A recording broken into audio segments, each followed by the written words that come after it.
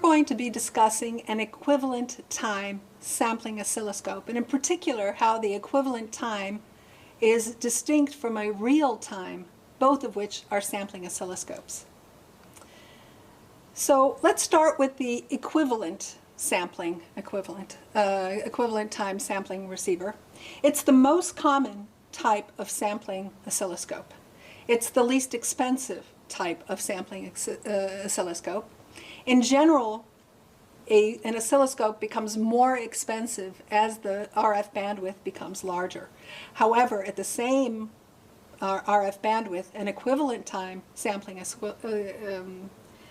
oscilloscope will be less expensive than a real time, the other type of digital scope. It creates a digital version of the original analog scope. So it looks a lot like the old analog sampling scopes, but in a digital form for the received signal. Now, in contrast, we have the real-time sampling, and the cost rises really dramatically with bandwidth in a real-time oscilloscope. One of the things you can tell if you're trying to figure out if an oscilloscope is an equivalent time or real-time, look at the price. But the real-time oscilloscope, why are we paying so much for it? It's because it is required if you want to do offline processing of your data. And this difference is what I'm going to try and tease out as I explore the properties of each type of these two digital scopes. So in the equivalent sampling, I want to give you some marketing terms. Again, I said you could use the price to distinguish between them, but there's also some different vocabulary. So just so you can situate yourself in a laboratory setting of what's going on, when we say sampling oscilloscope, really a sampling oscilloscope can be equivalent time or real time, but most of the time we use the term sampling scope, we're probably talking about an equivalent time. So it's almost always an equivalent time. We've seen also in some manufacturers the term DCA, or Digital Communications Analyzer. So it's like the old analog scope, except because my signal is now in a digital format, I can do all kinds of digital processing on the oscilloscope, which is why we call it a communications analyzer instead of just an oscilloscope. We also would refer to this as doing sequential sampling. All of these terms are associated with an equivalent time sampling scope. Now, in contrast to that, the real-time sampling scope, we might see it described as a DSO, or digital storage oscilloscope. So I'm saving my signal in real time there.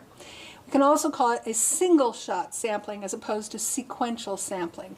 And again, when I'm explaining these two oscilloscopes, we'll be able to see the difference and maybe why these choices were made for the marketing terms.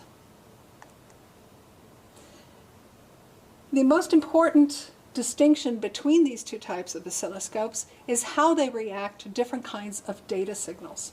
Well, let me tell you, different types of signals.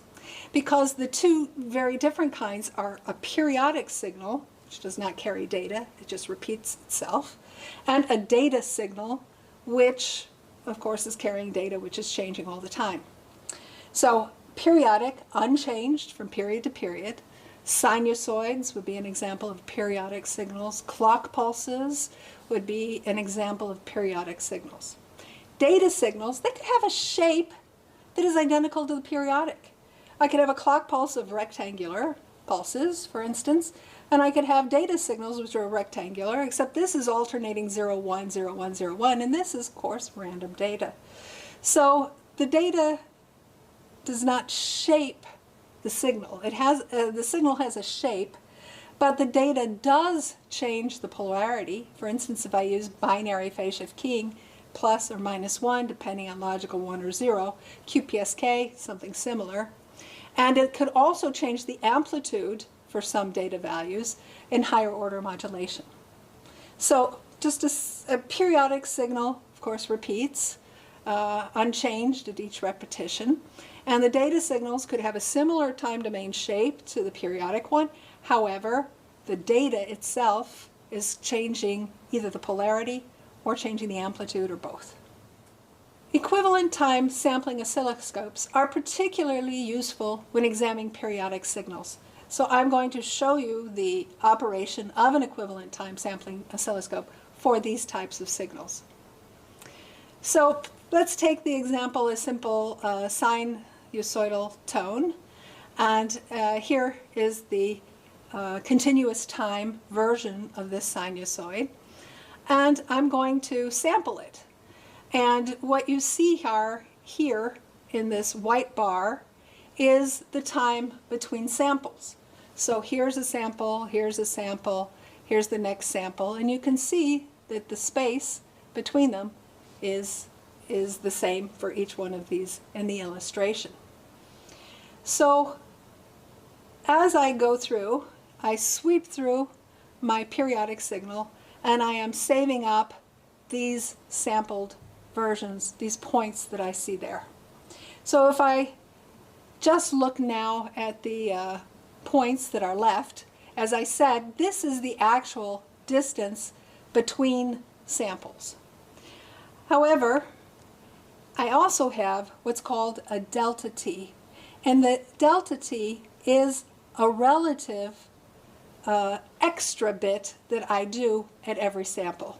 So if it was exactly at the rearming time, they call it, it would be this distance that we see in white, but I add to that the small little perturbation. And each time I add another small perturbation, so that I'm not sampling it at exactly the same one, but I move over a little bit. And that's very important in the sampling. So for instance, here I'm that regular rearming time plus one of these small deltas, and here with 2, etc. for each of them. So what happens is I take the output, and I have all of these, which were sampled at this large time, large t, this rearming time. And the way I'm going to interpret the samples is I'm going to pretend that this extra slow time didn't happen. And I'm going to take all of these samples, and I'm going to subtract that offset, that rearming set time off, and bring them all together. And then once I brought them all together, I'm going to zoom in on the scale. That's what you see now. I bring them all in, and then I stretch them out over just 2 periods of the sinusoid. So this is what an equivalent time, it's not true real time, but it's equivalent time, because I put in that small little delta t to let me bring them in, to let me sample this periodic signal. So now I have this zoom into 2 periods of my sinusoid, and these are the samples that I have made. Now if I were to fill in the interpolation of this, voila, I have something that looks very much like the sinusoid that I sent, because I'm sampling it pretty frequently in a sample time, because that small delta t was small enough to fit in a few samples in a given period of this periodic signal. So, periodic signals, equivalent time sampling scopes work really well. Let's talk now about equivalent time sampling oscilloscopes, how they react to data signals. What is it they're good for with data signals? What are they not able to do with data signals?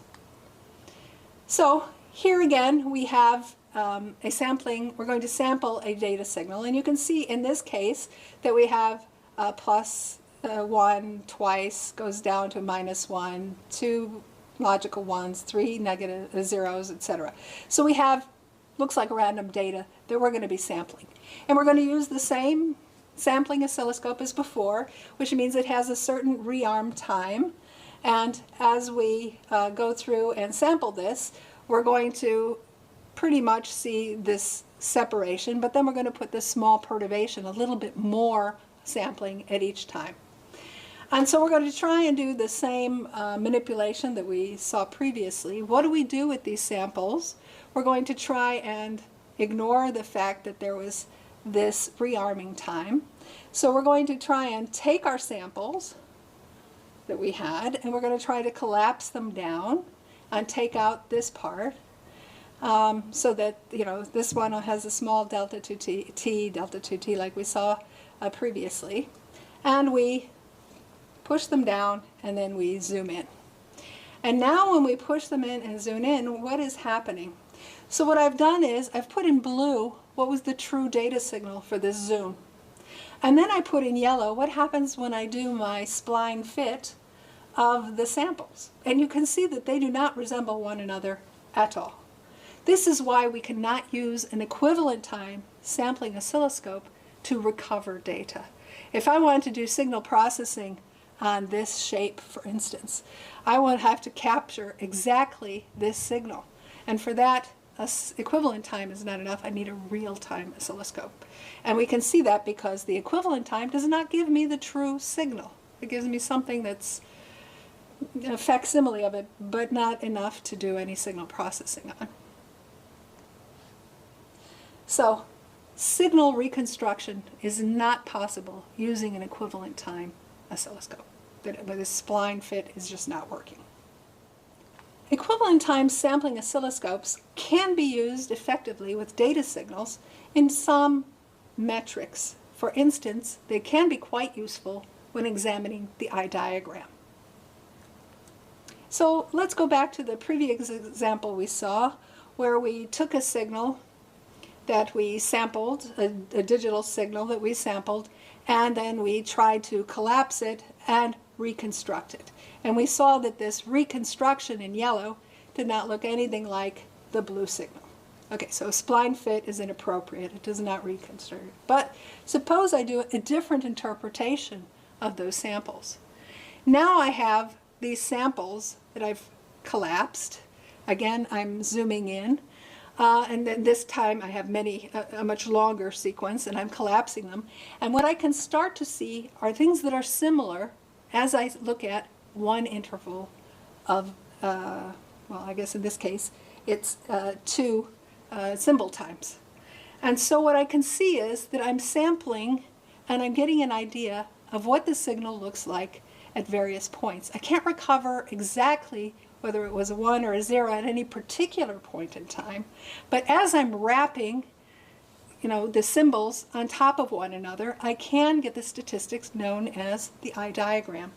So if I take all of my samples, I fold every 2t on top of one another, then eventually what I get is a nice eye diagram. So equivalent time oscilloscopes cannot be used for signal reconstruction, but they are very good at creating eye diagrams. So, cannot recover data, but there can be used to judge signal integrity. So eye diagram is one metric of signal integrity. They can also be used for multi-level communications, such as pulse amplitude modulation of 4 levels to create something that's called TDECQ, which is a measure of how open the eye is for PAM4. They're also very good at measuring rise times and fall times, extinction ratios. So there are different signal integrity metrics for which the equivalent time oscilloscope is effective. And signal analysis. The original analog oscilloscope has been replaced by a digital version. And because we have a digital version, we can do signal processing on it in the average, not in real time, but in the average. And in the average, for instance, we can look at the frequency content. And it requires a stable system, but in a stable system we can estimate the power spectral density based on the time domain signal. And we can also do something called time domain reflectometry. For instance, we send a very short pulse, we leave time for echoes to come back, then we send that pulse, and if we do it long enough and we average enough returns, we can pick up those echoes very well. It can also be used for de-embedding, characterization of equipment. So if we can create some sort of periodic version, like for instance sending the same pulse, waiting for the same echoes, then the equivalent time oscilloscope can be quite useful.